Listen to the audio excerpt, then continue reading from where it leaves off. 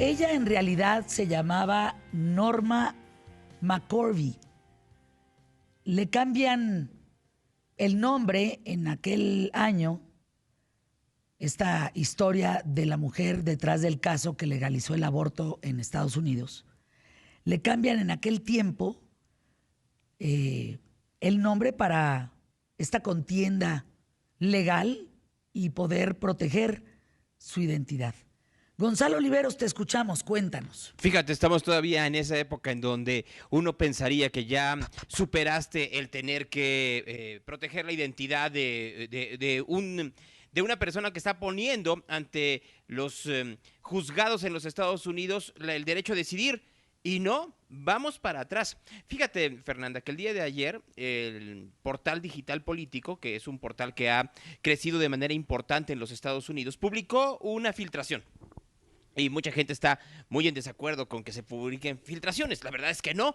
En esta filtración se sabe que el juez Alito, uno de los 7 jueces conservadores que existen en la Suprema Corte de los Estados Unidos, da a conocer una resolución que ya discutió la Corte. A ver, esto es muy importante que lo diga porque el proceso de la Suprema Corte norteamericana es distinto al proceso mexicano.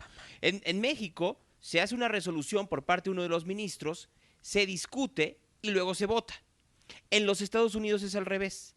Se discute, se hace la resolución y a partir de esa resolución se vota. ¿Se puede entender la diferencia? Sí, queda claro. Sí, quiere decir que esto que se filtró el día de ayer ya lo discutieron los ministros de la Suprema Corte en los Estados Unidos. Entonces, la discusión a la que llegaron, o la resolución que sintetiza Alito, es que se tiene que derogar la resolución de 1973, por la cual, a partir de la protección que da las libertades, la Constitución de los Estados Unidos, las mujeres pueden abortar. Lo voy a explicar de otra manera. Hasta el 73, tú podías abortar o no, dependiendo de la legislatura de cada estado. En el 73 se dice, no. Los estados no pueden legislar sobre la libertad de cualquier individuo para un acto íntimo y privado, como es la decisión de su cuerpo.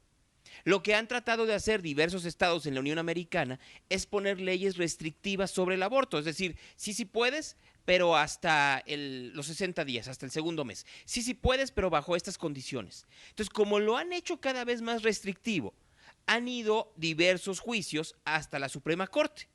Y entonces, a partir de la discusión en la Suprema Corte, es que llegan a esta resolución en donde van a derogar el veredicto de 1973 y van a regresar a como estaba la ley entonces. Es decir, habrá estados en la Unión Americana como Nueva York y California en donde no haya restricciones y otros como Alabama, como Arkansas, en donde no van a dejar que haya ningún tipo de aborto sin excepción, Fernanda. ¿Qué quiero decir con esto? Que si corre riesgos la vida de la mujer por el embarazo o si el embarazo es por una violación, de todas maneras no pueden abortar en esos estados. Ahora, lo que estás diciendo es que si se filtró esto es porque van a votar para prohibir el aborto. Así es. No para prohibir el aborto, sino para que el aborto sea una resolución de cada estado. Entonces habrá estados que digan bajo ninguna circunstancia, como los que te digo, Alabama y Arkansas, y habrá otros que digan sí, por supuesto, como son Nueva York y California. Pero ¿a qué te lleva esto que creo que es la discusión más clave de todo? A ver, si tú eres una mujer que vive en Alabama y te embarazaste por una violación, porque no quisiste, porque fue un embarazo y tienes 16 años de edad, van a suceder 2 cosas contigo. Que vas a viajar de Arkansas a California, Nueva York, a practicarte un aborto, o vas a terminar haciéndolo de forma clandestina. Creo que en la discusión que hay, que es evidentemente conservadora y que tiene que ver con religión sobre todo, se está olvidando que la decisión de una mujer por abortar es brutalmente difícil. O sea, estas historias en donde, y tú lo puedes decir porque eres mujer, Fernanda, yo no, pero yo no creo que haya una sola mujer en el mundo que quiera abortar como método anticonceptivo. O sea, se sigue creyendo que las decisiones de abortar o no por parte de las mujeres es una decisión fácil, cuando no lo es. Además de que es un proceso brutalmente doloroso físicamente, emocional y psicológicamente es también muy difícil.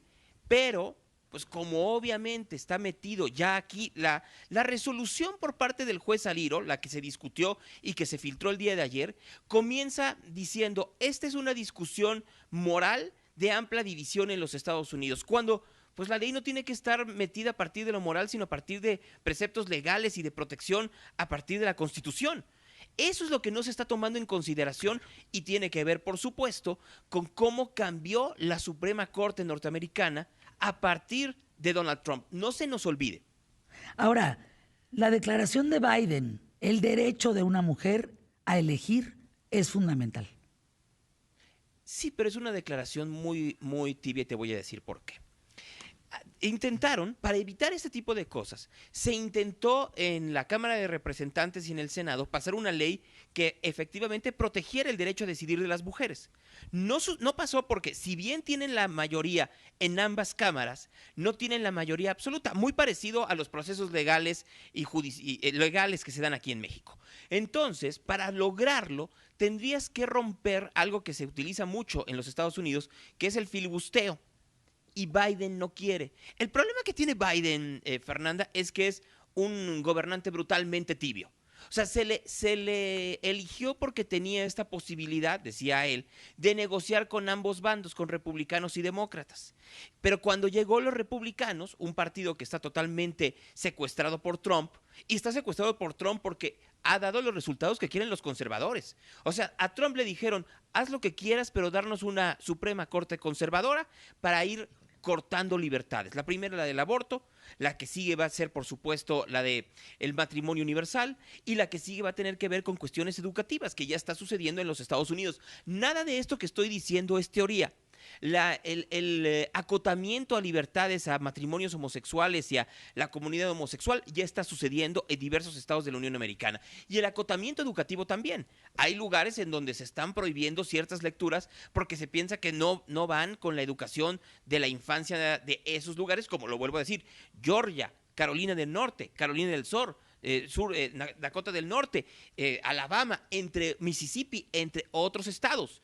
Entonces, pues Biden, en lugar de ser un presidente mucho más activo y mucho más vocal, por un lado tiene un problema económico brutal, la inflación no cede y obviamente esto hace que haya un descontento enorme por parte de la población norteamericana en general, pero por el otro porque no sabe cómo poder controlar, por un lado, a los demócratas que están totalmente divididos y a los republicanos que están totalmente unidos en su contra, pues las declaraciones que hace son como pues palabras al viento, Fernanda. Me parece que un país, una constitución, a través de sus leyes, sus reglas, debe de proteger al individuo, a la persona, al ser humano.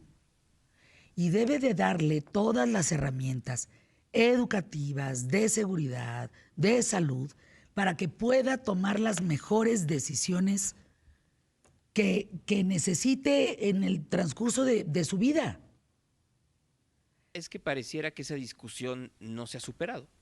Porque tú dices, las mejores decisiones de su vida van conforme a la ley, y mientras que haya un sector social que dice conforme a sus valores. El problema es que tus valores son distintos a los míos. Es que era lo que discutíamos con Trueba el viernes. El caso de México con el cambio de la reforma educativa, con lo que proponen, es que no te van a enseñar matemáticas, ni física, ni química, ni madre. Te van a enseñar cómo ser valioso, cómo ser feliz, cuáles son los derechos, los valores, principios de una familia, qué es ser moral, qué es ser amoral, cuándo das abrazos, cuándo das balazos. Eso es lo delicado. Eso es exactamente lo delicado. Que esos valores estén en manos de un gobierno. El que sea, no importa, el que sea. Pero fíjate cómo todo es tramposo.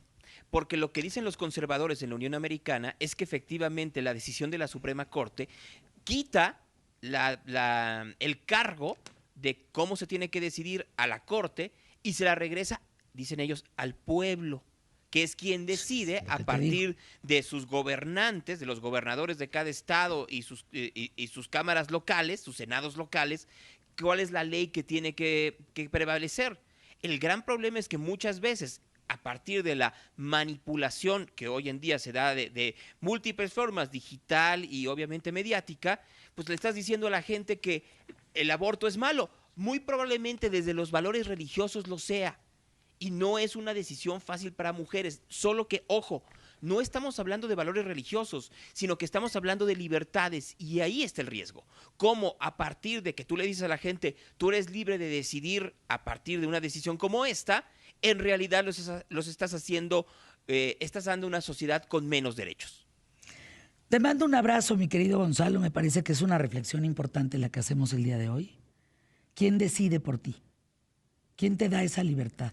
¿Cómo te apoya para poder tomar la decisión que tú crees que es más conveniente para ti? Un abrazo.